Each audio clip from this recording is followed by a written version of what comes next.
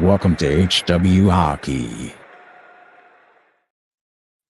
What's up, you beauties? Welcome to High and Wide Radio, episode 43 of season 6. I'm your host, Jim Icavone, joined by the one and only Jack Smith. Before we get into tonight's episode, guys, let me tell you guys about Fans of Philly. Are you ready to take your game day experience to the next level?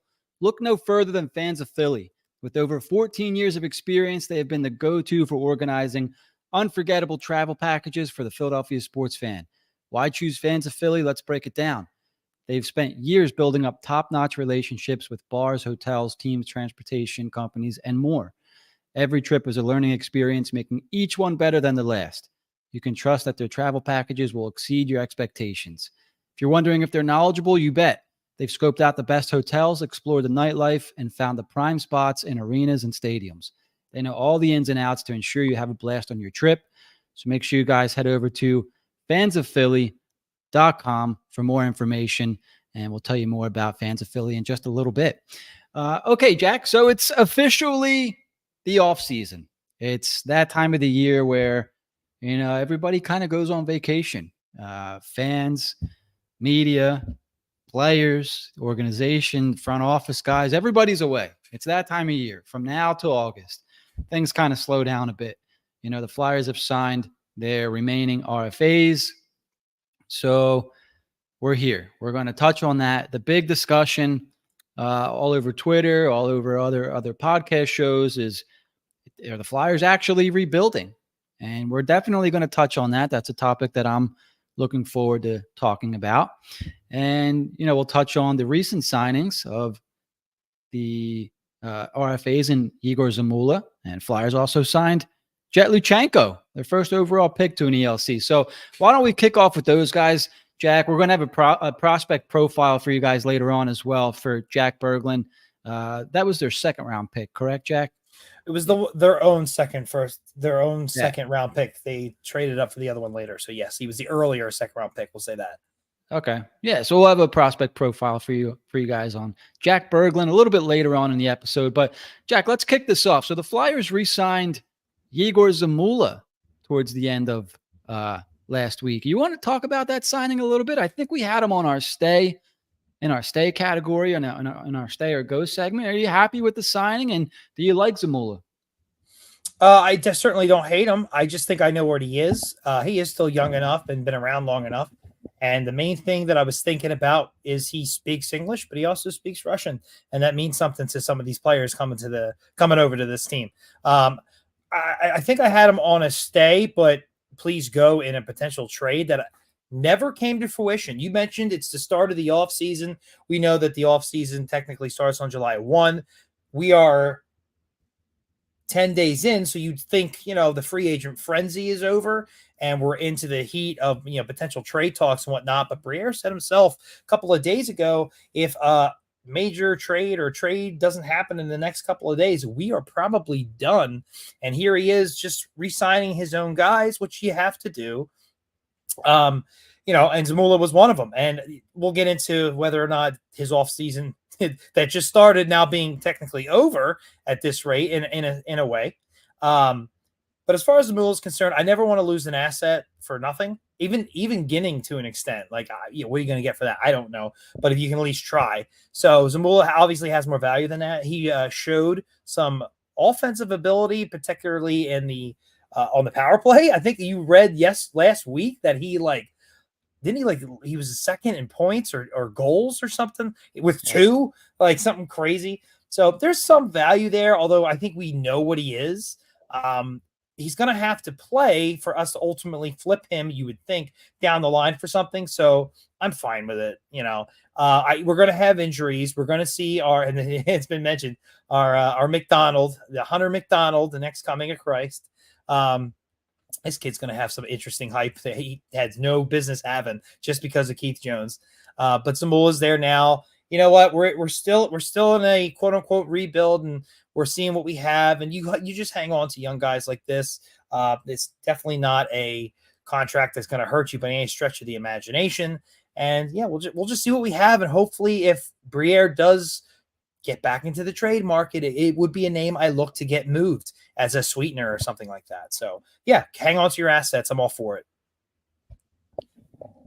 Yeah, it's kind of just doing your housekeeping, right? Zamula was fine last year.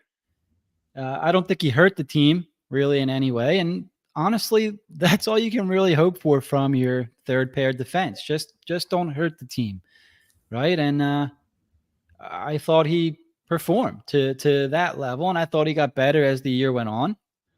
So, yeah, I mean, it seems like there's a bunch of guys in here.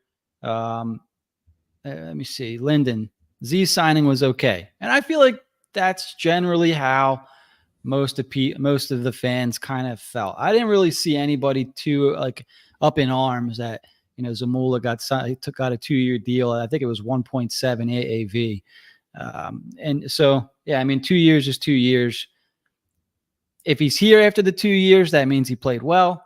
If he's not, it means, he just filled the space for his time here. And hey, he's still a young player, young defenseman. He still has room to improve.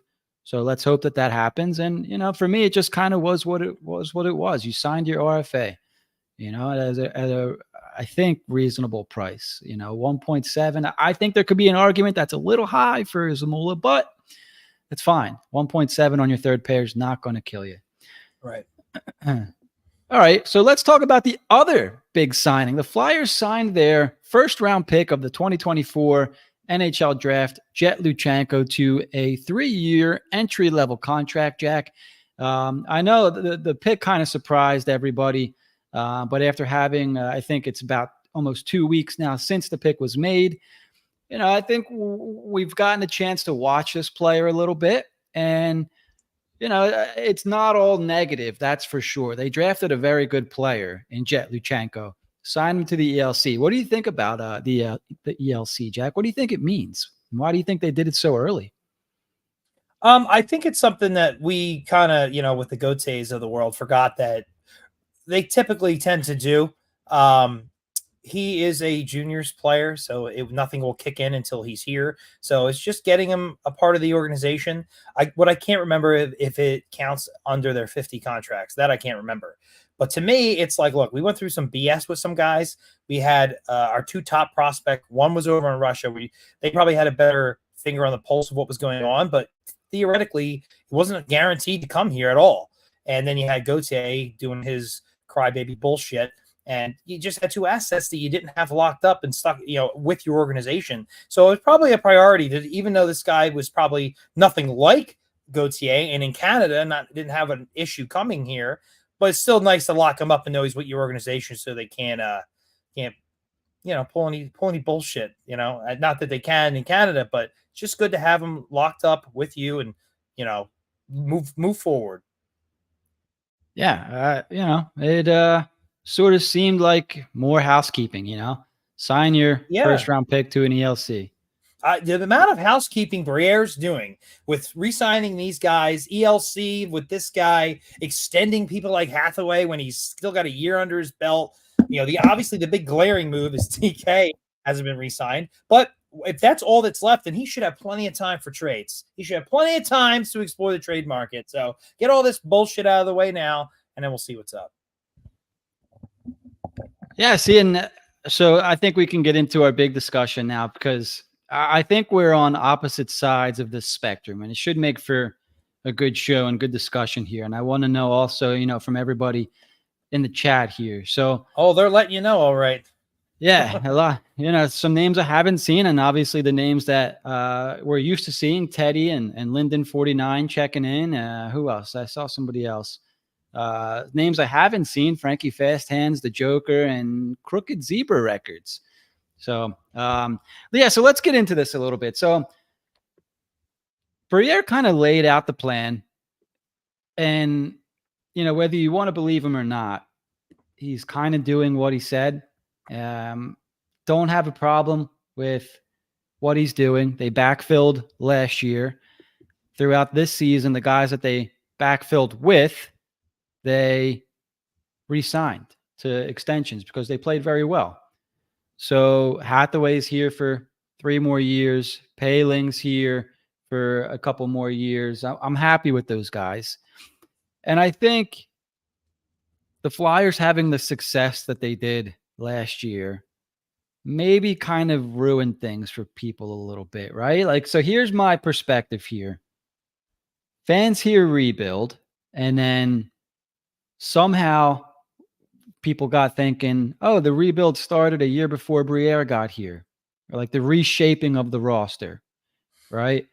And while that could be true, it's not Briere's rebuild. This is his team now. He can do things the way he wants.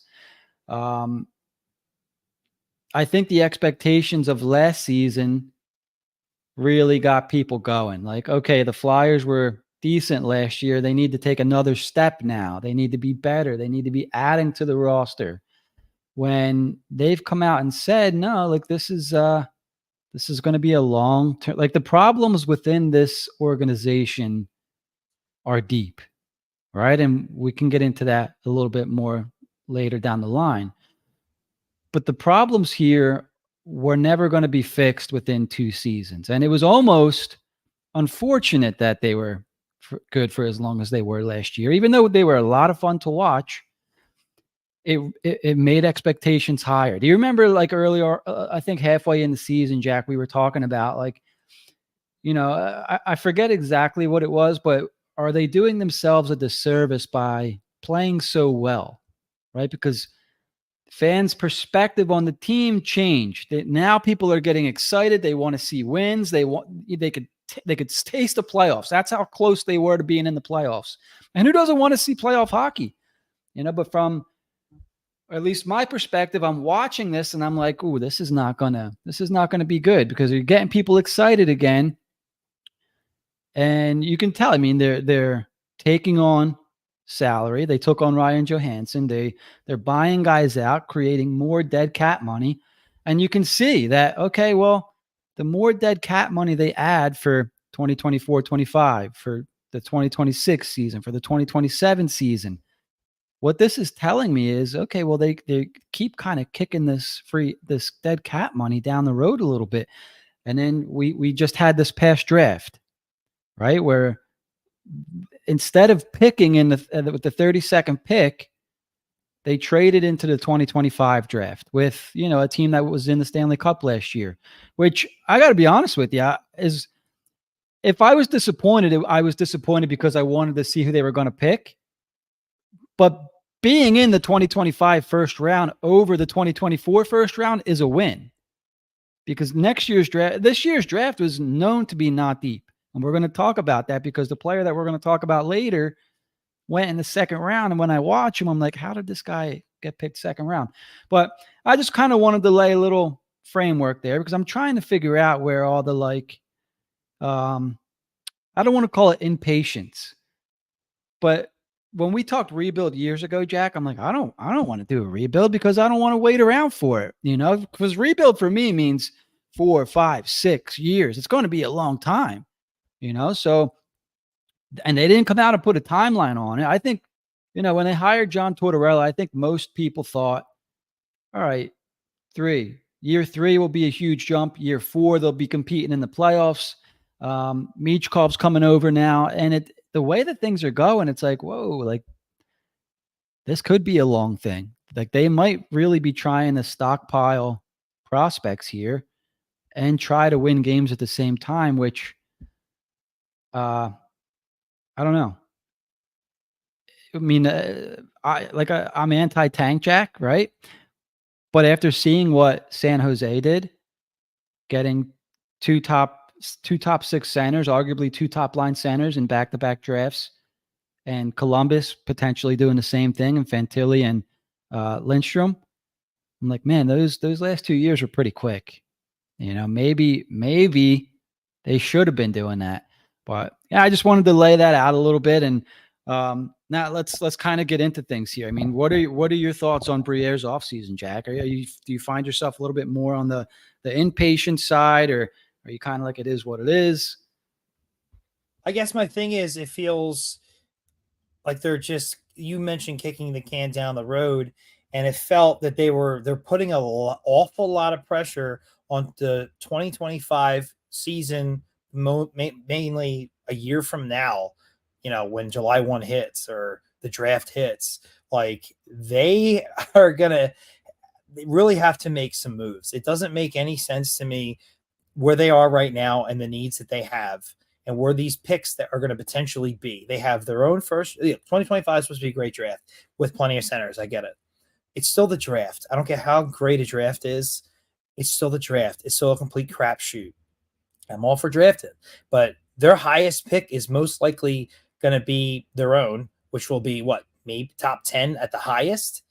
Yeah, the 10th pick. Like, I don't think they're getting any higher than that. You got Edmonton, who was in the Cup, who on paper right now I think Vegas has them as the best odds to win the Cup. And Colorado just won a couple of years ago. They're not too far behind. So I don't see them trading into the top 5 because those picks don't get moved anyway. And we saw as many rumors as they were unable to move in and get a real game-changing potential player. Sure, they drafted for need and they filled some needs, but the true need this team has is a number 1C and a number 1D. And and building through the center is great as well. So I totally agree with you. Obviously, as a guy who would like to tank, a true tank, they said tank. Those were their words. And think about who they traded away. Provorov and Sean Walker was a player they received in the Provorov deal. They did not. They're not. It looks like they're going to re-sign TK. I'm sure we'll get into that a little bit later because we thought it would have been done by now. But I think a few contracts that were signed via other teams put a stall on what TK's wants were. But ultimately, it's a guy you trade. If you're rebuilding, if you're really trying to get assets you need to add to this team's needs, and if it's going to be drawn out like you were just describing, Jim, why are you re-signing TK? The contract's going to look pretty rough by the time you're ready to go. Like that, some of the things that Briere is doing, why I don't think he's bad, but they're not matching up, at least not yet. And I don't know why you would want to put all your eggs into the basket of 2025 because 2026 seems to be the time that they're going to start spending, So what are they doing with those 2025 draft picks? Are we going to draft 3 centers and hope that one of them not just pans out as an NHL player, is a number 1C? I'm telling you, they don't grow on trees. And you got all these other teams that went through rebuilds. Chicago's another one. Yeah, they lucked out with Bedard, but they also most likely got a number 1D potentially in Luchan. Once these guys are drafted, I forget how to say their names. Was it Luchanko? Luchanko? No, the defenseman Chicago took third. Lev Shunov. Yeah. Lev Shunov. That's it. Lev Shunov. Right. So my point is, those are 2 needs the Flyers have: number 1C, number 1D. Looks to me like Chicago obviously nailed it. We'll see with the D, but and they got plenty of other prospects as well. We named a bunch of other teams that seem to be doing it right. And I look at their team and I'm like, we have a lot of nice players. We have a lot of wingers. We have a lot of potentially it's like we have a bunch of Konecnys with a Michkov, and some center depth, I guess. Some bad contracts are going to have some players here for a while. But as far as taking that next step and having a true guy who's your number 1 defenseman and your number 1 center and that's supposed to play with Michkov, because we all don't want to go through a wasting of somebody's prime, like how do they acquire that player? Because hope and a prayer, that makes me nervous. I mean, there's some previous GMs put all their eggs into the draft and that burned terribly. And not just the Flyers. That happens if you don't draft well enough. And if you're going to need certain picks to draft well enough. You can't just have the picks you have and hit on all of them. You're going to need to draft pretty high. And this team, this past season, you asked them performing the way they did. Was that a bad thing? And it's like locker room wise, culture wise, no. But as far as acquiring talent and getting a top tier guy in here, yeah, a little bit. Yeah, a little bit. And we'll see how they are next year. If they bottom out, then maybe we're back on track. I don't know. But even then, you're putting a whole lot into a center, definitely becoming that number 1 guy. I would hope they're approaching this from different avenues. And I really expect, and we talked about this leading up until the draft and to the start of free agency. We don't expect them to be active in free agency. They were active at the draft, trying to move up. Ultimately, they couldn't. That's fine. It's not many teams can move up that high. But where was the trade that came in that just moved guys you knew weren't going to be here and got assets you needed back? Not saying it had to happen, but I really think something should have happened because you're putting so much pressure on 2025. And if they pull it off, then good, fine, no problem. But that's why people are up in arms and kind of scratching their head. And you can see our chat alone is worried. They're split right down the middle. It's fine. Rebuilds take time. I've even seen the term rebuild thrown out and retool put in. Well, I kind of understand that. If they're trying to win now and they're changing other things, that is a retool. That's not a rebuild. They've only had one bad season, and unfortunately, due to bullshit, that prospect is now gone. So, I mean, there is reason to, I wouldn't say panic mode or be worried, but there's reason to seriously critique the current plan that's we've been told about and what they're doing and what they need and how they're going to acquire it. And I think there's a lot to that. I don't think people are crazy I don't think you should, burn down the front offices, but I'm also not sitting back like it'll be fine. Everything will be fine, because we've seen that has burnt us in the past, these last 10 years. So I still have confidence, but I am scratching my head a little bit, and I'm waiting for that move to come through, and I hope it's not too long. I could give them another year, another full year, which is a lot to ask. But if you want to do something right, you might have to wait. That's my patience is that. I can do that. But a lot of people can't. They want to see it. They want to see something. At the end of the day, love Luchanko or whatever. At the end of the day, people are feeling a little bit of blue balls after that draft. I think because of the season. I think because of the season the Flyers have had.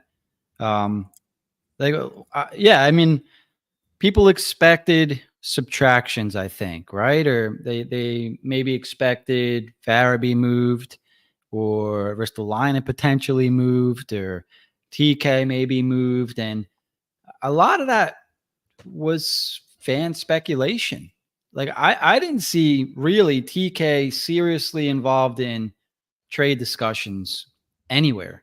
It's true. I saw Farabee's name come up, so well, for me, before you move on from TK, I want to say one thing. So I didn't see him in rumors either. Yeah. But did this team, this organization, Jonesy and Briere, say this is a rebuild? They did say that, right? Yep. How do you justify keeping TK at this point now, knowing they said it's a rebuild and where we are now with the needs they have, the wingers they have, and really not being able to address the needs they have? And now, I guess we'll ultimately see, we're in a situation where it seems like TK's asked for too much money. Is it not a foregone conclusion, or are they still playing that, no, we want to keep him here, he likes it here? And how do you feel about that now at this point? Yeah, so here's a couple things, right? Like, listen to everything that you just said. So the Flyers have a plethora of talent at wing, right? And so obviously TK's heading into the last year of his deal. He was eligible to be re-signed starting, I think it was July 1st. So teams know this also. Teams know the Flyers are going to try to move TK on the last year of his deal. They got guys coming up. This is not a guy they really need. Why would we offer him a premium? Why would we give up a premium for a winger? He doesn't score on the power play, right? And, I'm trying this to play devil's advocate, and then I'm going to show the other side. He led the league shorthanded goals. He's been just about a point per game player the last 2 years. But not the best power play guy. He scores a lot 5-on-5. I guess like either they're not getting what they were looking for in a trade, and I don't think they want to trade him. I think they want to sign him, but I think they want to sign him to their number. And like nothing's really coming out about this TK stuff, which tells me that they're trying to keep things under wraps here. Like stuff already got out a while back when Friedman reported that TK is going to seek 10 million. Like TK's side put that out. So, I mean, you could assume that Briere said something like, hey, like we want to try to get something done, but can you keep that down just in case maybe we have to move you, right? Because if that's out, that TK wants 10 million and teams see what the Flyers are doing, like they can't pay TK 10 million. Like let's swoop in and offer them shit and see if they take it, It's a lot of this bullshit stuff. And at the end of the day, if I'm the GM, I still have a year to figure this TK stuff out, or I have till the trade deadline to figure this TK stuff out. Like, it doesn't have to happen this summer. You know what I mean? If it doesn't happen this summer, you can assume. I mean, I think it's safe to say that they didn't agree to a number.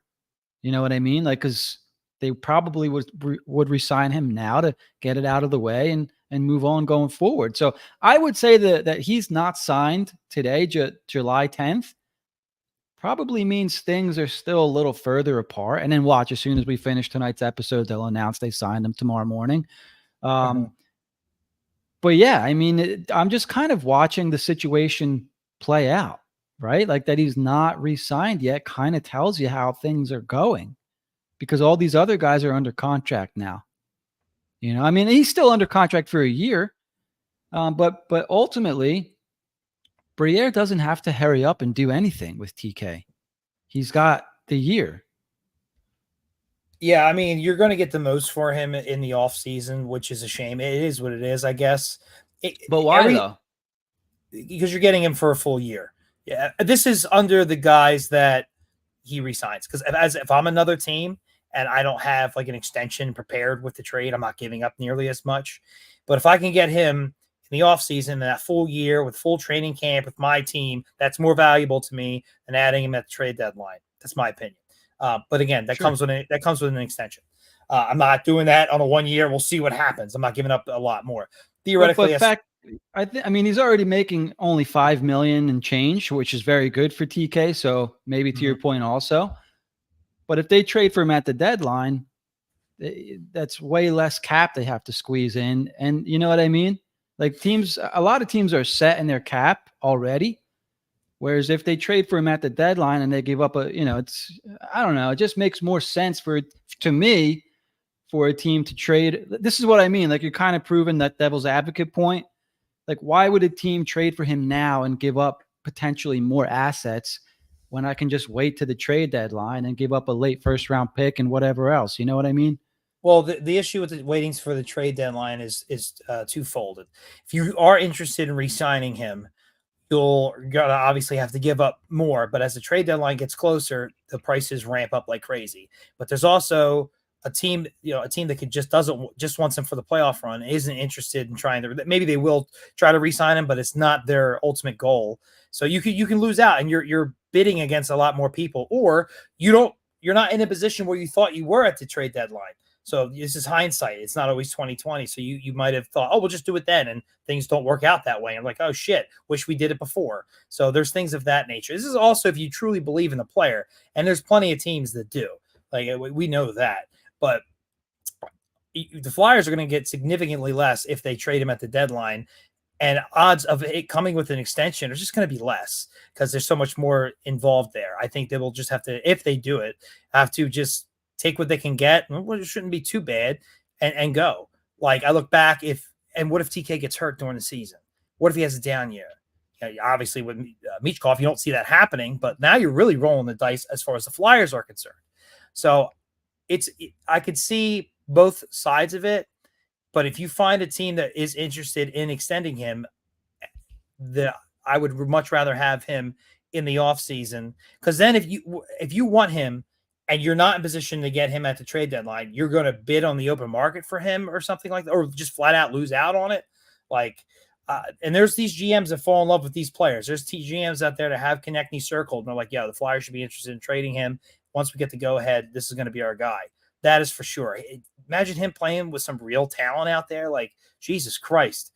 And yeah, and I see a lot of this $10 million stuff in the chat, and it is no way in hell. And I wanted to bring up the other part of that is probably why these talks have stalled, is we heard that, yeah, he wants 10 mil. That's a negotiating tactic. But I think Sam Reinhart, who just scored 57 goals and won the Stanley Cup, signed an 8-year extension worth, how much was it, Jim? I think it was under 9. It was definitely, yeah, it was like 8-year extension. How does it have everything but the numbers? Like, I hate some of these articles sometimes. 8.625. Are you kidding me? He scored nearly 60 goals and won the cup and was a huge part of winning the cup. And he signs an 8-year extension, which is great. But 8.6, if I'm Konecny and his agent, I'm furious. There is no way that he's coming anywhere. Now you can, and he's a center too. Reinhardt's a center. Konecny's a wing. Like you can argue over which player thinks more valuable, but that was damning to Konecny's contract demands.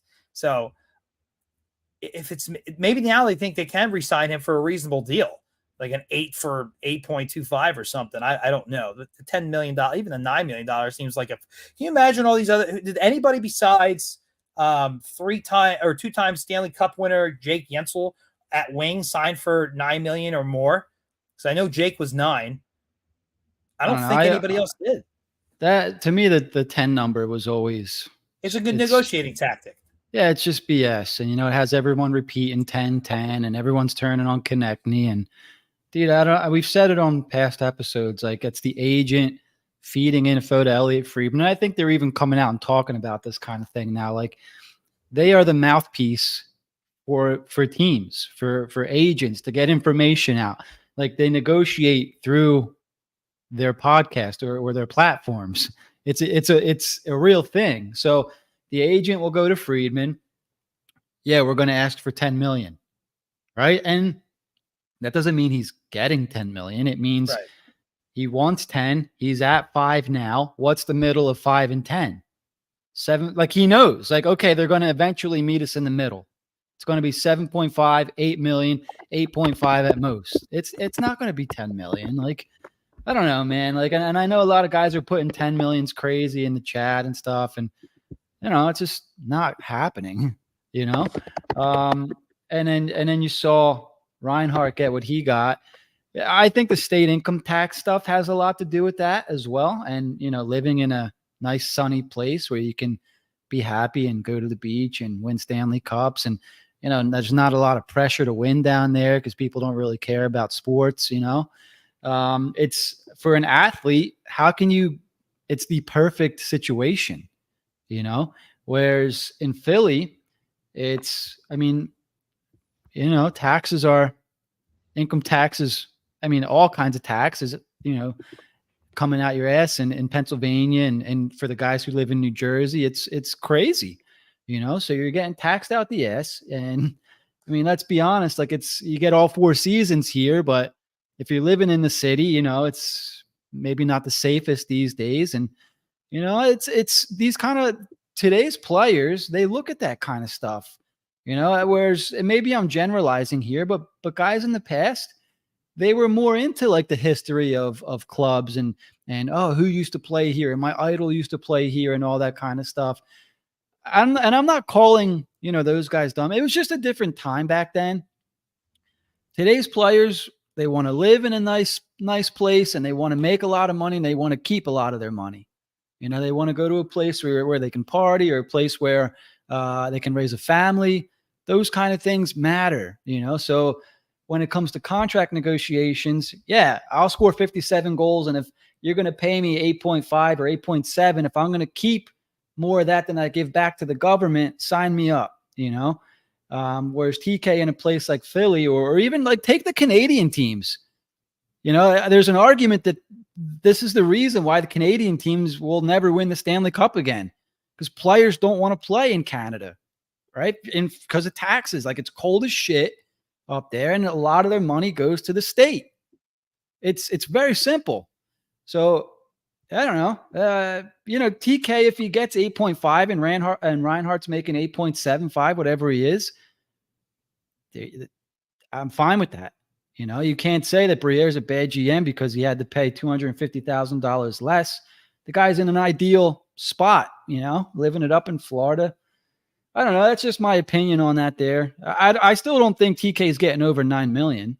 I never did. Especially now is my point. Like, and I get what you're saying about that other stuff, but I'm looking here at their stats, and Reinhardt's a center, which means something. And he's about a year and a half older than Konecny. He's 4 games shy of 700 games. He's got 538 points, where Konechny's played 564. He's got a flat 400 points. So I think they're both right around a point a game, where in Reinhardt's case, he's coming off of a 94-point season where he scored 57 goals and won the cup. I mean, can you imagine what he would have or should have gotten on the open market? So everything that you say about, it's a destination, it's a great city, income tax, all that, I take that all into account, and I still think the contract he signed is ridiculously undervalued. It's like he should have signed that before the season. That would have made more sense before he exploded, Either way, I was going to ask you based on that, maybe take away just the season. Would you think that Konecny should make more than Reinhardt, considering the team, he plays for and the position he plays, or would you be fine with something like that? Or do you think now he should get significantly less? And the other thing I wanted to add is think about playoff success. One of the things you've always dinged Konecny for, the fact that they haven't made it hurts, but the fact is when he was there, he didn't exactly show up either. Where Reinhardt, I believe did he not? Or that might have been Verhaeghe. Well, he's definitely played in his 2 Stanley Cups, won one, and is definitely. I wonder if I can get his playoff stats this year. Actually, I am a little bit curious. I'm pretty sure he was pretty good. Obviously not as playoffs. He had a game. He had a goal in the game clinching game. I mean, like I think he finished the playoffs with. Give me the totals. 16 points in 24 games. So 10 goals. So I mean, that's producing. Like, it's not McDavid, obviously, but that's producing. His resume is significantly stronger than Konechny's, in my opinion. And so the idea that he's asking what he signed for, what Konecny was asking for, you got to imagine it's significantly less. I think that's what the holdup is. If Konecny holds to this $9 million, because 10's not real, but if like this $9 million or anything more than Reinhardt at this point, they have to trade him. You cannot start making bad decisions and making bad signings because the cap's going up, or because it already makes sense to trade him as it is. He was on, I love him. I love the guy, but let's be real here. And everything you said about maybe this rebuild is going to take longer than you think. He's 27 years old. He signs an 8-year deal. He's going to be at least 4 or 5 years into that until they're actually ready to do anything. That contract's it's going to look pretty rough. And just saying, oh, he'll be Marchand. Yeah, I friggin' hope so. But there's nothing saying that he couldn't be, or he'd fall off, or his body wouldn't hold up. So I mean, there's way too much risk in that, and they need the assets for the other needs they have. You're talking about a position of strength that they have here, and we're gonna overpay. It just seems silly to me. Yeah, when you factor in that, wing is their strength, then yeah, it starts to get a little. I don't know if you need to pay this guy that much. It's unfortunate because he's a very good player and all that. But, if I don't think they're going to actually start adding to the roster within free agency, things like that, or like players that are already under contract at high amounts for at least another season or so. When this significant cap starts coming off here, I put that number to the side. Let me just bring it up real quick. So Flyers salary cap. So $5.5 million of dead cap comes off after this upcoming season. After the 2025-2026 season, $5.329 comes off the books in dead cap. And then after 2026-2027, $11.35 comes off the books. So 26-27 is the big year where you get a huge chunk of that comes off. So within the next 3 years, over $20 million of dead cap comes off the books. So, I don't know if they're going to be, they'll have some cap room, obviously, next year and the season after, with the 5 and 5 that come off each season combined with, players falling off the roster or whatever. But, I don't know that they need to pay TK that money. It needs to be their number, and like I said, I'm not getting all up in arms because I know that it's not going to be 10. I know that it's not going to be 9. And here's another thing, like if you're players around the league and you had a career similar to Reinhardt and he signs for, 8 point something, you're kind of like, what the fuck, man? Like, you live in this great state where, good for you. You can take that money, but I'm up for a contract and now I'm going to be compared to you. Like this guy scores 57 goals and signs for 8 point whatever, I'm busting my ass. And, Now I got to I'm going to get shit if I sign for less. You know what I mean? I'm just from a player's point of view. As I'm like trying to explain myself, it's not even like I could live with a certain range of money when it comes to Konecny if they re-sign him. I'm definitely expecting other wingers to be moved, and multiple ones if they do that. I do worry about the future. I do worry about how you laid out if this rebuild takes longer than we expect before they're really gearing up to go, and how he'll age with that contract. But for me, it just comes down to forget the numbers. Like, all the more reason to trade the guy. And I don't think I truly don't believe they've explored that option. Everything I've read and heard is that he likes it here and they like him. And 9 times out of 10, that deal gets done. And normally I'm fine with that. But when I look at how the offseason just went, I'm kind of like, they didn't do anything. Okay, I get it. They don't have to yet. But what are we doing here? We're going to have a shitload of wingers, including Michkov now. We'll be weak down the center. Or D, I guess, hope and a prayer that Drysdale turns into whoever they think he is. And admittedly, that could take multiple years. That is not something they can just do in the offseason. And, he had a full offseason with us, and we'll see what he does this year, and then he should be good the following year. Like, you have no idea with him. And remember, this is a guy drafted in 2020. That was COVID. So a lot of things were screwed up with him. And now he's how many years into his career? Not his fault, and not even the Ducks' fault. That's just the way of the world. And unfortunately, it could screw with his development. Hopefully it can be rectified, but we don't know. I like York. York's not a top pair guy. Sanheim, he's a guy, and who else do we have? Andre? I mean, what do we? Oh, I'm sorry. We have Bonk. We do have Bonk, but like, yeah, I'm not hitting the panic button. I feel like I'm just not like. Can't they have a year? They have a year. I want to make it. I'm not either. Yeah, I mean, if they trade him this summer, if they trade him during the summer, if they trade him at the deadline, you know what? Like, the gut feeling that I have is that, and when they come out and say we like TK, we want him to play here.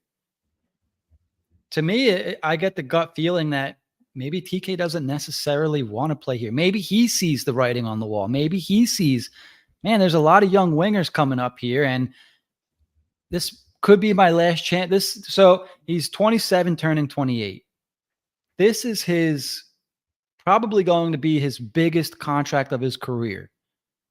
He shouldn't, from the player's perspective, he shouldn't take any discounts.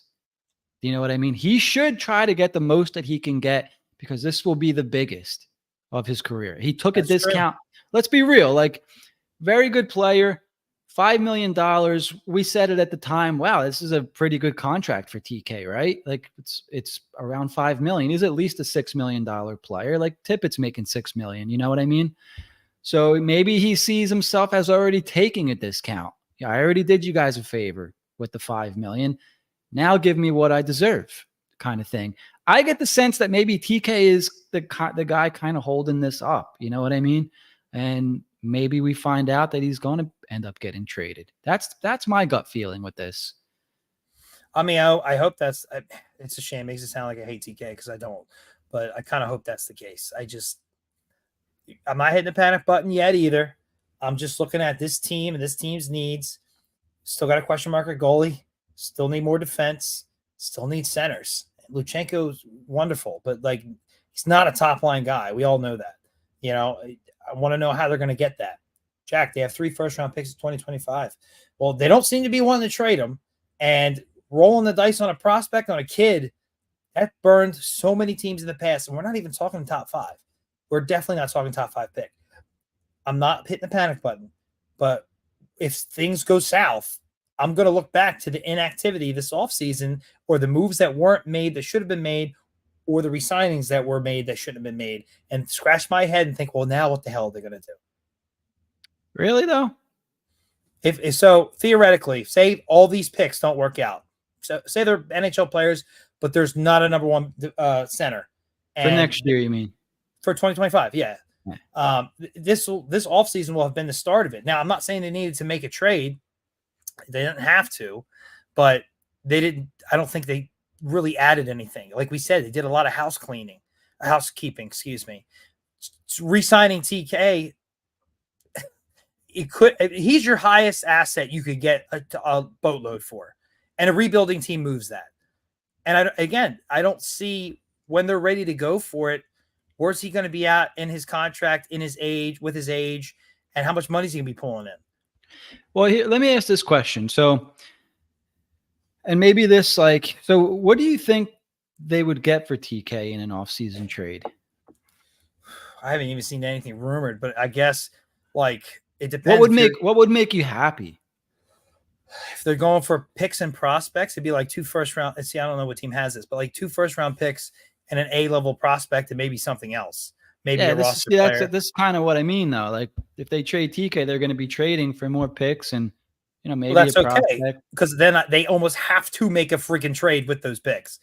The idea of having 12 picks in the first 2 rounds of the next 2 years sounds great, but you're not making all those picks. We've said this about the picks they have in 2025. They're not going to take or 24 and 25. They're not going to make all those picks. Well, so if one's gone, I prefer the picks being 2025. I'm not against that, but we're all expecting a trade. And if they re-sign him and they don't move anybody else, or they do for very little, how are you getting that number 1 seed? That question is not being answered. It's just, you draft. It's not a good enough answer for me. It's okay, sure, that's the idea of the draft, but how many teams get burnt in the draft? And if we were drafting higher, I'd feel better about it, but we're not. We're not. We're not. They're the same team they were last year with Michkov. So could they have a worse season? Sure. Probably not by much. I think the Devils will definitely be better. That'll change some things. But, there's a lot of other teams that are going to get worse. So I see them probably a little bit worse off than they were last year, but I really don't know. I don't see a top 10 pick. And if it is, it's 10. And you're going to bank on the 10th overall pick being your number 1 center of the future. I don't see that. I don't. He might be a number 1 center on this team, but is he a true number 1 center? So here's my thing. Because I feel like where the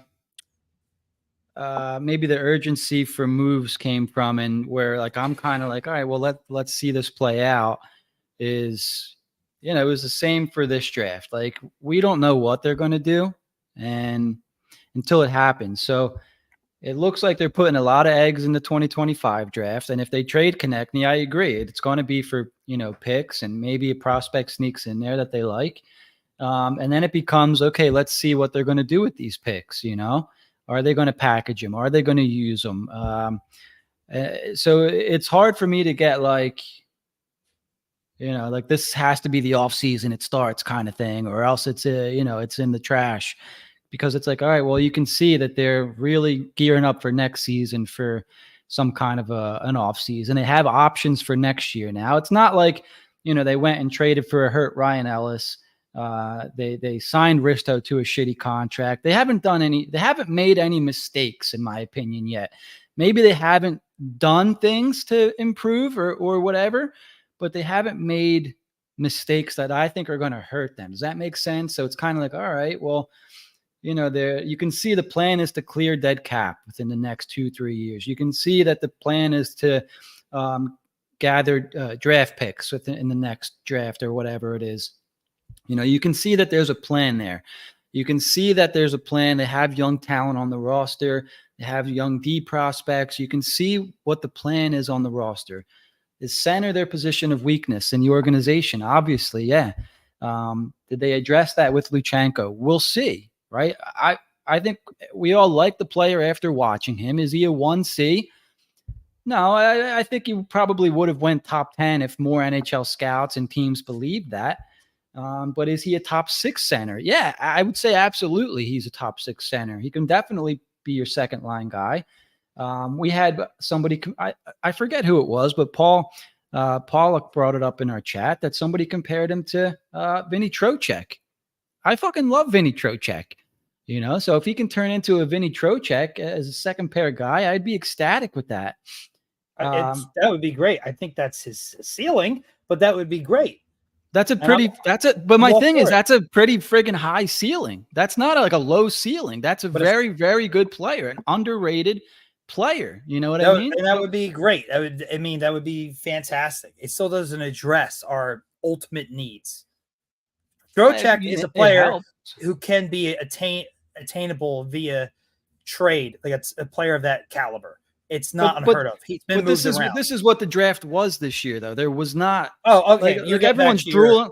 Well, everyone's drooling over Hellenius, right? Like nobody fucking knows how he's going to turn out in the NHL. Yeah. No, well, okay. So what you originally? I guarantee you that a lot of the people that were upset that they didn't pick him, all because they saw him in all these friggin' rankings, didn't watch him play for a second, right? So people can miss me with that shit, right? Watch the player, watch Luchanko.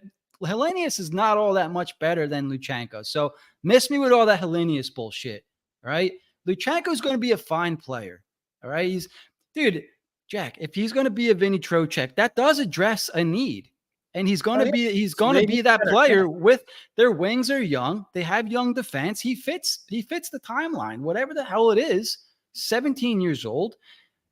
Whenever he gets here, but if you want things done now, if you want things done to the roster now, then yeah, I get it. But well, I don't fall into that category. What it is, and I do like Luchanko as a player. I really it came down to how they navigated the draft and what they ultimately didn't wind up with.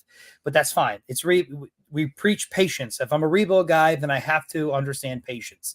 And I agree with what you had originally laid out. There's nothing you said that I disagreed with.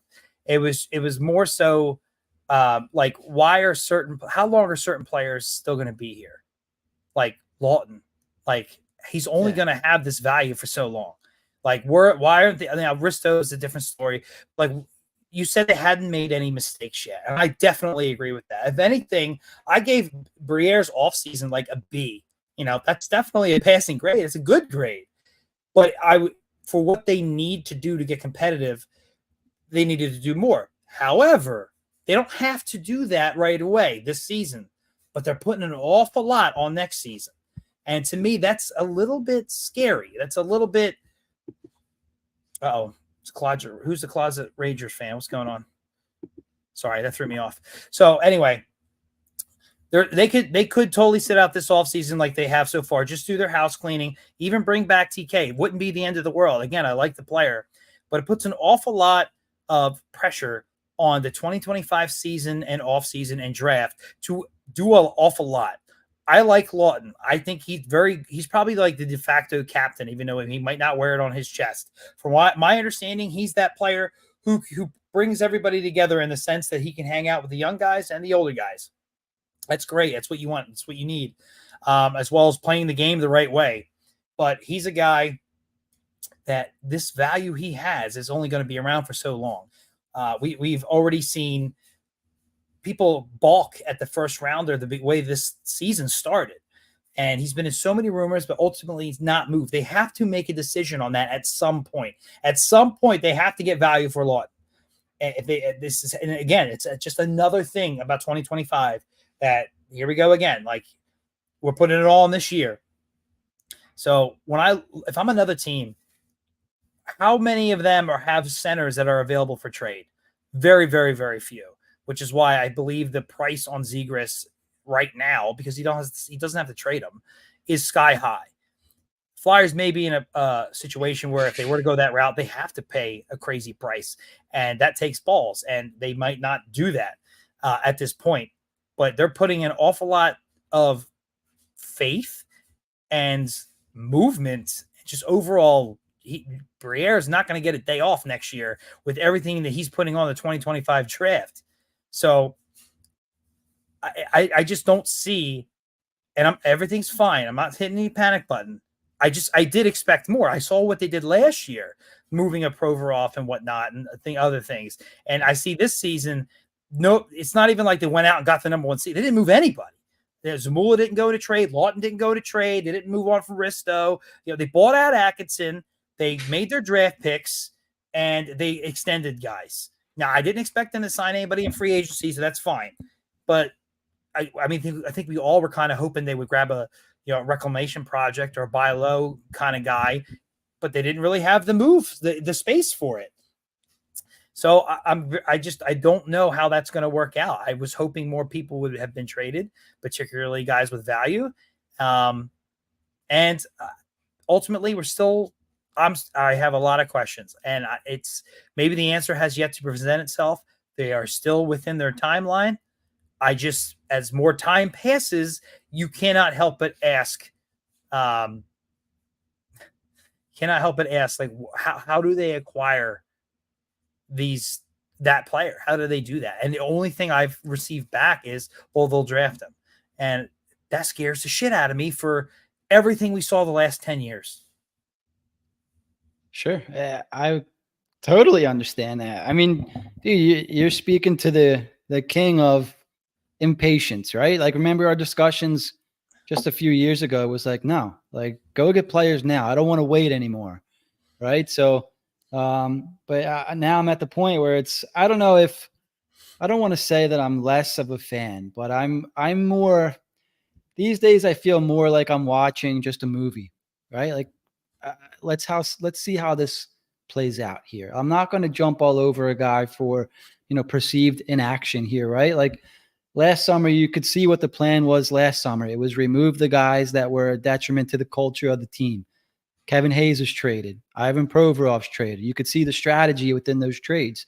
And luckily with the Provorov trade, they were able to get a massive haul back, right? And I think, like you said, maybe guys wanted more of that. But when you think about Scott Lawton, like we talked a little while ago, how the team lined up to the GM or coach's office, wherever it was, and asked for him not to be traded. Like, he's a guy that they love. He's not an easy player to trade, For me, a guy like Farabee was a guy that should have been dangled, and maybe they could have got something back. And it turns out he's very close-knit with the team. Like, we have to keep this in mind. I think the number one thing that they wanted to fix was the culture of not just the team, but the organization, right? And maybe they didn't want to give up on Farabee just because of, he flamed out down the stretch. Maybe fans are making a bigger deal of that than it actually is. Maybe he was hurt. Maybe him and Torts are fine. I don't know. And so for me, I'm like, what were they going to get? Whatever they were.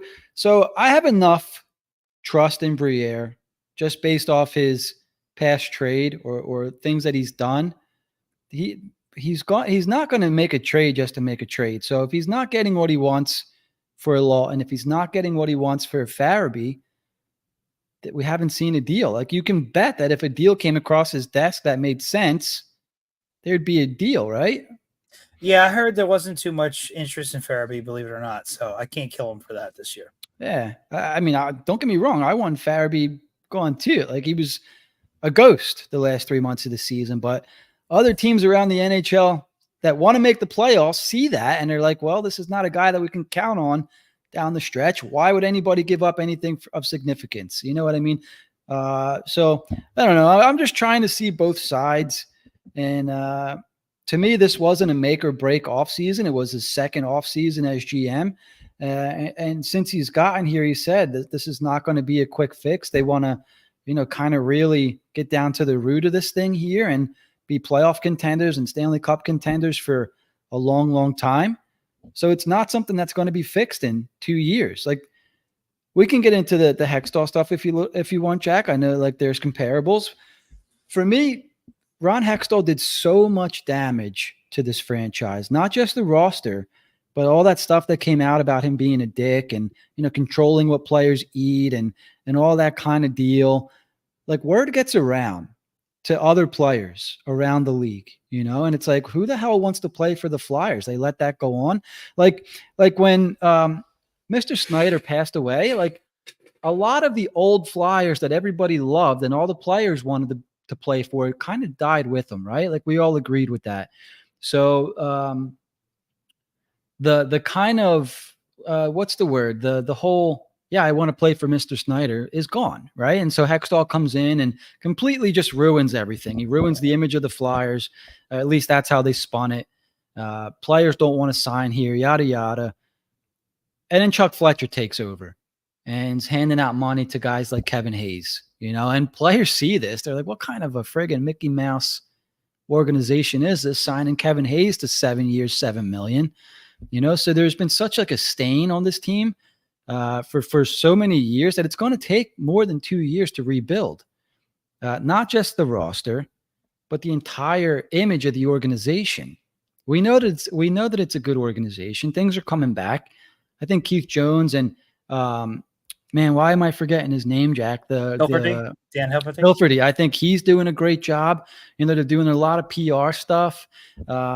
Danny Briere is a good dude. I really believe in Danny Briere. I think he's the right guy for this job. I believe that when they signed him, Hilferty, you like Hilferty. He's a really likable guy. And who doesn't like Keith Jones, right? All these connections around the league. So I don't know. I have faith in these guys, and good things take time, unfortunately, because we want to see this team win a friggin' cup. I know. I get it. The chat is awesome. Yeah. I gotta say, I just gotta give them their due. Who's the Ranger fan? They're saying Frankie Fast Hands, who should be Frankie Fast Fingers.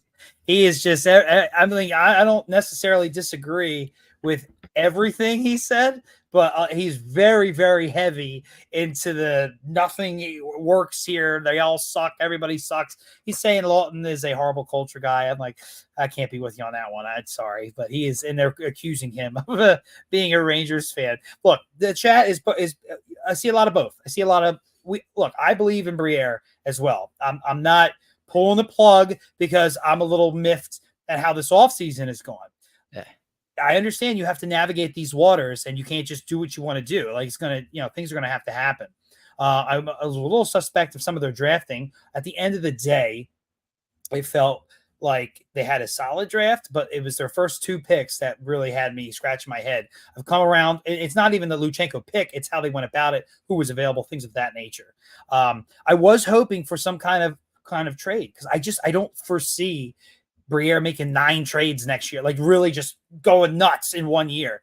And no matter how much money we save for 2026, you're not getting your 1C or 1D. Those guys do not hit free agency. It just does not happen. If it does, it's incredibly rare, and you're paying him $16 million, for 7 years. And I don't see that happening. I'm not worried about what they're going to do in free agency. I'm worried about how they're going to eventually fill their 2 biggest needs as an organization right now. I definitely agree with what you said about their front office and how they need to be addressed and changed and things of that nature, because they do. Fletcher, Hextall first and foremost, but it wasn't even so much Fletcher as it was like who was that chick that worked here again? I can't remember. It was her and Valerie and Camilla, yeah. Valerie and Dave Scott and Flyers fans are going to have to get used to it. Just fucking retardation. Yeah. It was so horrible how bad that front office was, and telling diehard fans that we're going to have to get used to it. When she came from the friggin' Washington Nationals, like they just did everything they could to push fans, current fans away. You had a fan base. Like they that dog shitting on the emblem was the biggest metaphor for what happened to this team in the last. They were bad for like 10, 11 years, but for the last 6, it was like embarrassingly bad from every aspect. They couldn't get anything right. So I understand that, but I think they've already done a lot in that regards. I think the Gauthier thing, no matter how you look at it, put a little bit of a stain on that because it came out pretty hard against the player, deserved every second of it, but other people will look at the organization and, use it as a negative. But I think ultimately Keith Jones is one of the most respected hockey men in the business. So that's, and everybody else likes Briere. So it is what it is. I'm at the point where I'm not worried about that. I'm just looking at their organizational needs and how they're going to acquire him. He's got more than a full year, realistically. He's got plenty of time. It's all about Michkov this year, but I do question, did they make any mistakes this year? Not yet. They could. We'll see. It's all going to depend. And if they do resign TK, they go into next season. It's going to have to be an active one. I'm saying the 2025 offseason. You got to admit that's going to have to be awfully active. No. See, I don't necessarily think so. What if you had another one like this? To me, the roster is almost set, to be honest with you. And let's not forget, Sean Couturier is not going anywhere. Mm-hmm. Morgan Frost is playing the last year of his contract. Sure, if they move a Lawton, that's fine, but he's not a massive guy. He's not a player that's going to get you a massive return. So I'm not, whether if they traded him or not, I'm like, all right, they traded Scott Lawton. And no offense, because I'm a Scott Lawton fan, but do you understand what I'm saying? Like, what was the return ever going to be for Scott Lawton that's going to make the roster better instead of just subtracting him? Hopefully a first, no? Right, but it's just a pick. Well, I would hope, and I'm not even saying make the pick because I just spent so much time. If you make these first round picks and don't plan, it's right. Their draft picks are universal currency for the NHL, especially first rounders. Spend your money is what I'm saying. I'm not talking about free agency. Spend your universal currency and improve this team. Because when I look back at every Flyers team that was ever assembled, and I get it, we're definitely in the cap era and whatnot, but it was via trades. Like that's what I see. He's going to have to seriously win out on some trades. It's the only way I can see it happening. Recchi for Desjardins and Leclerc, massive, huge win. Look at Holmgren, how he reshaped the roster, acquiring everybody, either free agency, but also a lot of trades. And then after that, like Hextall didn't make trades. He tried to just draft. Now he made the wrong picks. If you say in 2015 he takes Ratinen and in 2017 he takes McCarr, we're in a different situation here. You know, I get it, but he made all the wrong picks. But I also don't think that they can just have picks. You say that this roster is set. And at wing, yeah, for sure. But I don't see a 1 and barely a 2C on this team. I think by the time we're ready to rock and roll, Coots at best is a 2C, hopefully more of a 3C. Paling's a 4C. I don't know what Frost is. I don't even know if he's here. I guess he'll be your de facto 2C. Him and Coots could swap it out depending on how many minutes their line gets. And then defense is in shambles. I shouldn't say shambles. Defense needs work as well. I like York. Sanheim's a guy. You know, who the hell knows we have an Andre. Bonk could be a thing. Who really knows? I know you're not the biggest fan of him. You know, I mean, there's a lot of holes here. You know, and you got to assume that some of your draft picks work out, but can't assume all of them work out. It was mentioned in the chat earlier about one of their later round picks, like, oh, he'll take over for Farabee. I'm like, look, I know he's playing above his draft slot right now, but it's a whole different animal when you're in the NHL and then sticking in the NHL. So I got to see. They got to do a little bit of everything. They got to draft. They got to sign free agents. They got to make trades right now. And it's not just trades, trading away your veterans. It's bringing guys in when the time comes eventually.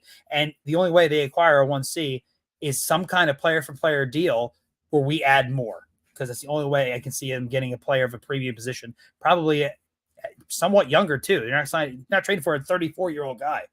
Well, that's the tough part, right? Like, I mean, it's going to have to be a pretty, like, if you're going to get a 1C, it would be TK plus because he's a wing. Or like, how do you acquire a 1C that fits the timeline of these players?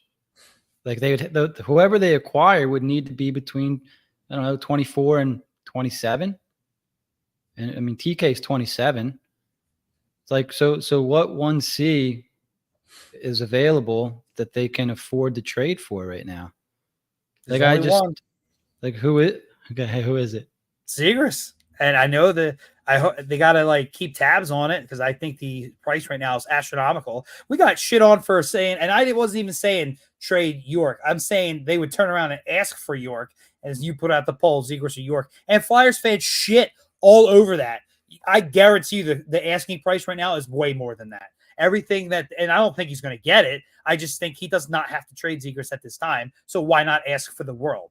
You know, right? But that's what the Flyers should be doing with their guys. Yes. Yeah. And ultimately, I would hope that they can come to some kind of arrangement because apparently the Rangers are interested in Zegras now. The Canadians are interested in Zegras now. Lord knows who else is interested now. That's the last thing you want is some kind of bidding war, especially if it's a team in your own conference or division, rather. Like, that's even worse because then the price isn't going to go down. Like, it's you almost feel like they have to bite the bullet and make it happen to keep them away from other teams, but also to address your need. Doesn't have to be done this year, but it's going to have to be done. You're going to have to make a decision. You're going to have to bite the bullet. You're going to have to have balls to bite that bullet. I just want to get this in real quick. Super chat, Linda49. Thank you so much. Chuck F. Hurt us big time. Love the show. Thanks. Yes, he did. Yes, he just extended what was already horrible and wasted more of our times as we get into our older age. 100% true. For sure. Where'd that last one go? I kind of wanted to. So this Let's was a touch on really good point here from. Hang on, let me just get this one in real quick from Scott, because I thought it was good. It's a little lengthy, but look at all the 2-year deals he said. I mean, this is true. Like, I don't know if we could still see this stuff because cap friendly's gone, but if you just look, like, contracts expire when the dead cap money comes off. So let me read Scott's comment here. Look at all the 2-year deals. This year is about final cuts of the current roster. Sink or swim for Farabee, Frost, Brink, Addard. Plan's obvious if you just look at the contract lengths and the clearing of dead cap space. I mean, there it is right there.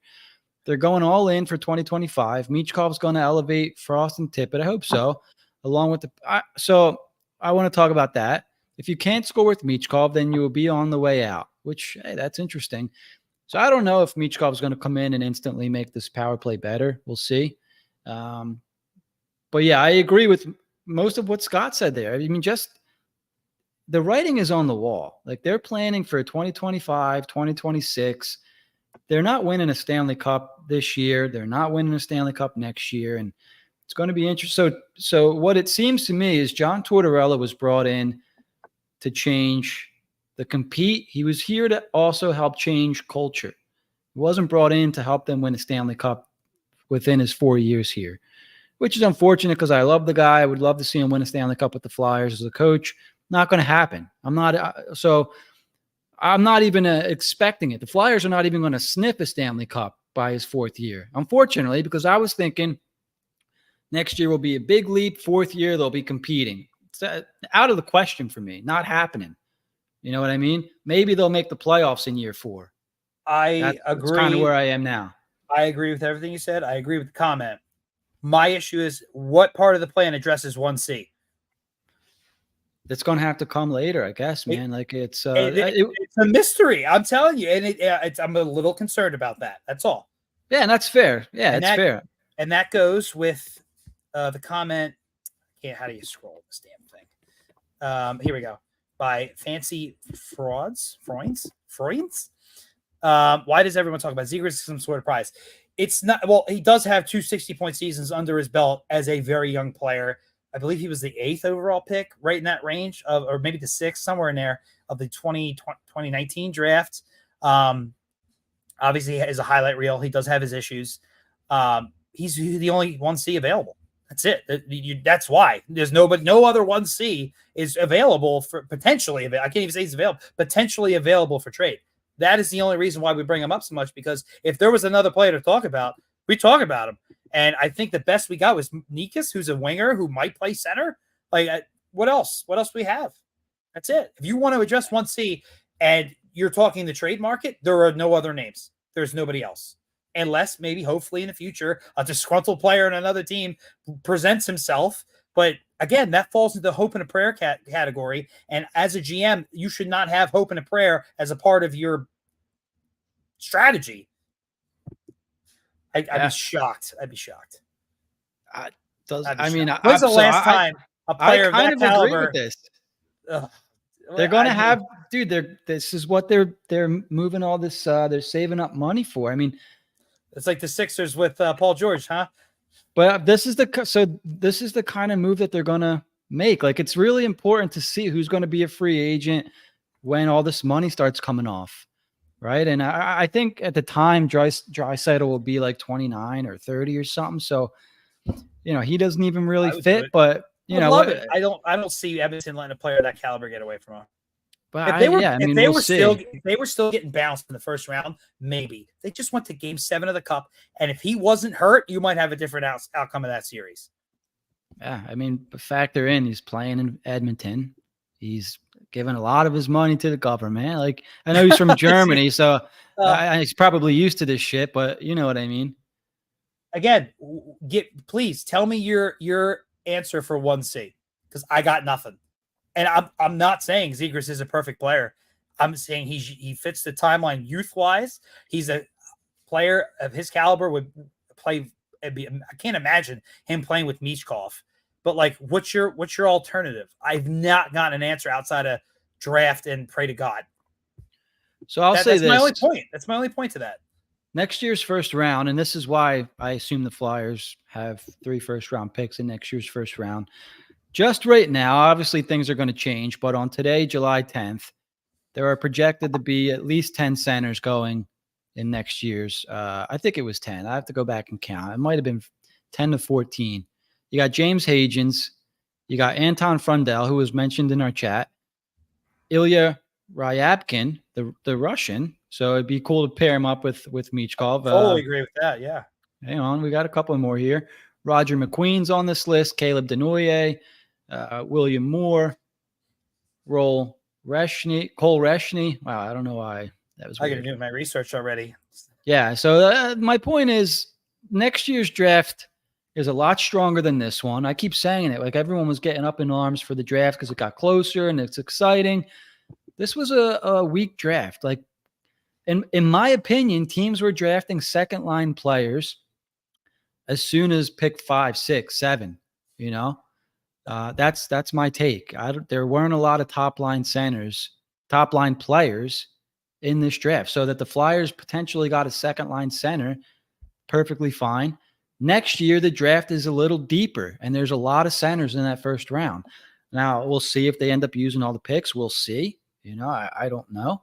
But if they do end up using them wherever they end up, they should have a shot at some centers. And it doesn't all have to happen in 1 year, a rebuild, right? Like, I don't know. When's the last time? It doesn't. It doesn't. So if they strike out, they still have 2026, and we can rebuild forever if we want. Yeah, and my kid will be going off to college, and it'll be great. That's why I hate rebuilds. Yeah, it didn't do it though. Like I don't know. I don't want to get too into that, but like this is what we're hoping for right here, and this could happen. But this is our hopes and dreams right now? What's that? Frost playing with Michkov will become a stud. I mean, I like the skill set. A lot of lines I'm seeing right now is Forrester, Frost, and Michkov. I'll be all for it. But like when it's time to win, do I really see that Frost is the guy? No. He's a guy, but he's not the guy. And until they find out a way to get the guy, even if they have to take a shot where the percentages aren't 100%, they gotta do something. Yeah. So, and I guess we'll see. We're almost an hour and 20 minutes into this one. I'm sure this is not going to be the last time we talk about this. If there's no moves come next week, we have the same topic to talk about. So lucky us. Yeah. So here you go, Lyndon here. Yep, exactly. So, it's unfortunate because everyone's excited for the draft and caught up in the moment. And why the hell are they trading a pick for next year with this year's pick? That's why, they're doing the rebuild thing. They're being patient, which is very tough to do. And they're gathering picks in a better draft, which is what we should want. And what are the odds? Yeah, I mean, I know the odds right now that Edmonton's going to win the Stanley Cup. So it's like, oh, they might have just traded the 32 for the 32 next year. But what are the odds that that's going to be God damn it. I'm not even going to say it. Like, what are the odds that that's going to be the 32nd overall pick, right? So, they probably traded for a higher pick in next year's draft. We'll see. Yeah, it's better draft anyway, so it's still better value, even though you push it a year back. But not very often does a team with the best odds to win the cup actually even make it to the cup. So, yeah. Well, I mean, I do like the way their squad's coming together, but hopefully defensive goaltending burns them again. So, yeah.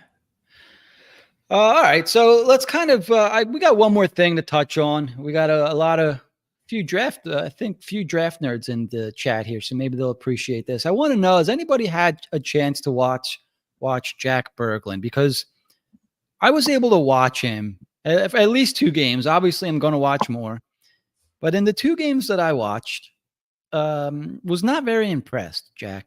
And I want to know if anybody's watched him in the chat and what you guys thought of Jack Berglund. So obviously, I watched 1 game with his club team, Farjestad. I think that's how you say it. And 1 game with Team Sweden at the U18 Worlds. And I noticed similar things. He played a little faster with Team Sweden, but for the most part, this is what I saw. First things that stand out, this is a really tall player. He's 6'3", and on skates, he's probably 6'5". Very long player. He can clog up, gaps, especially on PK, which he plays. He's got a long stick, long reach. He's physical along the boards when he's there.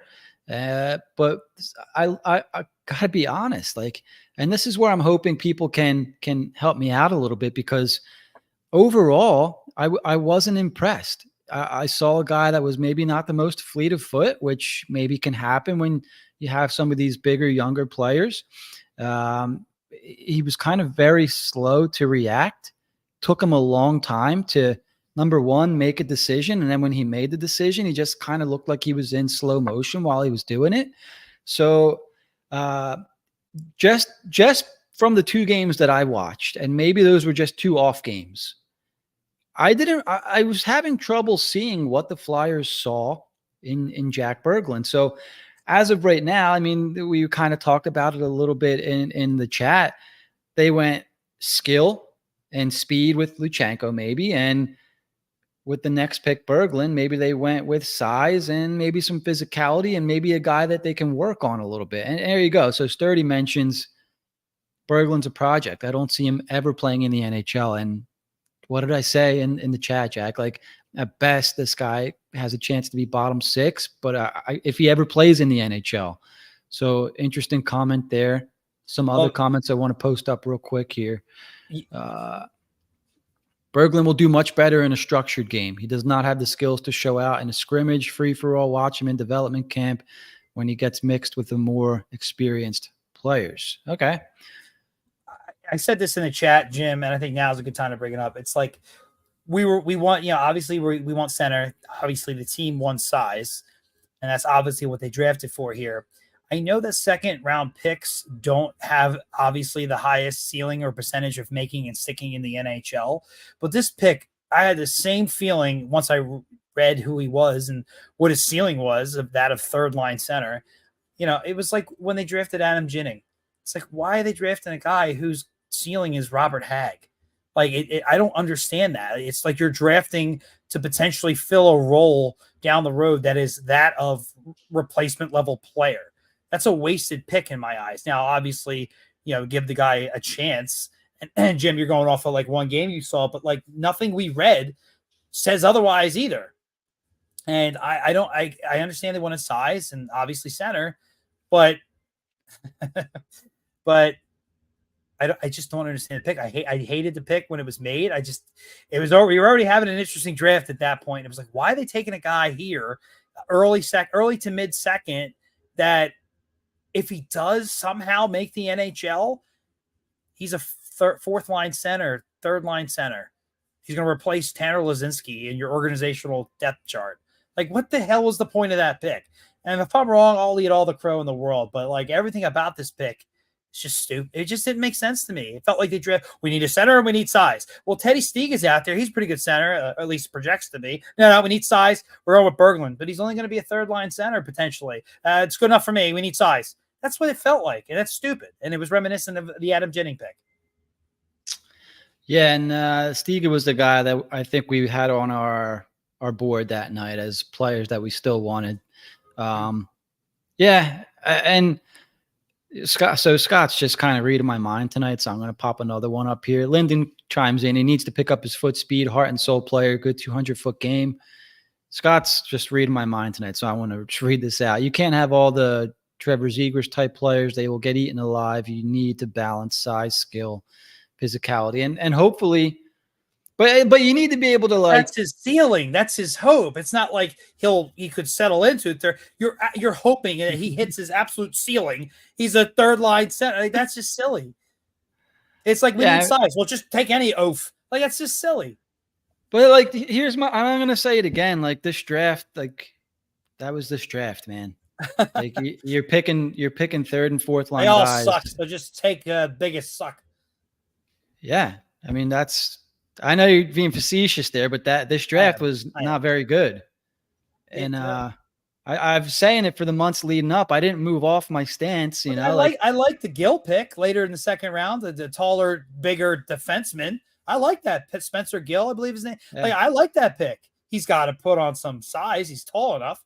And there's other guys that got later, guys being mentioned in the chat that we'll see. But like, I like that pick, but I did not like the Jack Berglund pick. I just didn't. Yeah. And so, like I said, I only watched 2 games of them. I'll watch more, but I got to say, man, I was growing frustrated. Like, please, like poking him with a stick. Like, please do something. Go faster. Like, move faster. Think faster. Do something faster. And he played better in the Sweden game I watched. You know, he was more covering some of the ice. But usually the slower guys, you kind of see them, you know, looking to make sure they're in position, making sure they know where their guys are. I didn't really see a lot of that from him. I'm not sure if so. I have to watch him more, I guess, to really give my true feelings. So I just wasn't getting a good read. Like, is he in this game? What is he doing?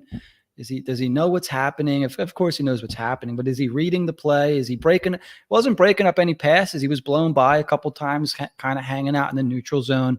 So, you know, I usually try not to say negative things about prospects because I look for the good things. You know, you can correct the bad things, but I had a hard time finding good things, unfortunately, you know, and I'll chalk it up to he's a project. You know, they got to work with them, bring them over here. And for me as a draft guy, and that doesn't just mean prospects, it's mean how you navigate the draft. It just seemed like an awful reach for in the second round like that with some of the players still available. It just felt like, why did that player need to be taken then and now to me in the second round for what his ultimate ceiling is going to be? It's irritating. It's like that's what you're hoping for, and you're going to use that draft slot to get him. That just seems silly to me. Yeah, I mean, so let's be honest here. Like, Stieg is, you know, we liked him, but ceiling arguably third line center or whatever. Is he a center? Stieg is a center. I don't think his ceiling is that. Look, we're talking second rounders, so the odds is a lot of these guys even making the NHL are low. That's my disclaimer. Like, I don't think I need to say my disclaimer before we get into it. I get it. The odds of them making it are low. The odds of them sticking are low. But it's like when they drafted Tyrell Goldborn, like like the third round. Like, what are you doing? Why are you drafting a guy who, at that best, is going to play on your fourth line? You know what I mean? Like it's something like that. Like, I don't get that. If you do somehow hit, what have you hit on? It's like winning the lottery and winning $12. It's like, it's stupid. You know what I mean? Yeah. So I don't know so I keep mentioning we had Mitchell Brown on who said Consta Hellenius ceiling second line center, right? Maybe he flexes into the top line if when needed. I'm not going to lose. I'm just not going to lose a lot of sleep over not drafting Teddy Stiga, who, you know, we're saying, why are you drafting a third line center? Teddy Stiga is at best third line center. You know what I mean? But I'm like, I'm not losing sleep. You know what I mean? This is the player we have. Yeah. And from what you told me and from what I read, it just makes you go, why did they select that player?